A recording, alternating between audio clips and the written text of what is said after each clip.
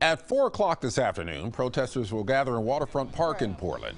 They're calling it an evening of fierce resistance against the president and his border wall.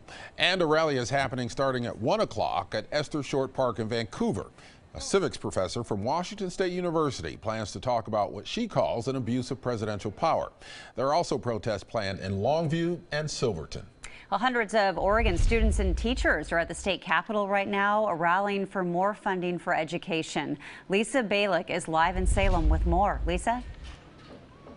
Well, it's President's Day. It's a holiday, a day off from school, but for, again, hundreds, as you mentioned, of parents, teachers, and students, they are here from all across the state. It's a day for them to talk to lawmakers about how to spend more money on the schools. Now, state lawmakers are in session, but outside the Capitol, it's been a sea of red. Now they're calling it Red for Ed, the March for Our Students event. Those here want more teachers hired so class sizes can shrink, more teachers and paraeducators also to work with special needs kids.